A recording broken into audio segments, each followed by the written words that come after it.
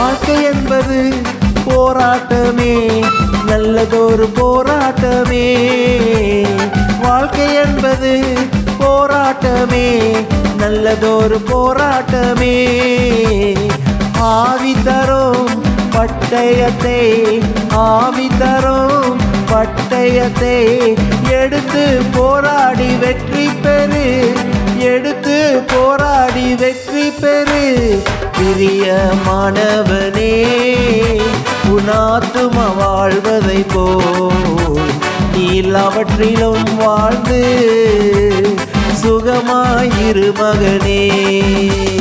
பிரியமானவளே, உன் ஆத்துமா வாழ்வதை போல் நீ எல்லாவற்றிலும் வாழ்ந்து சுகமாயிரு மகளே.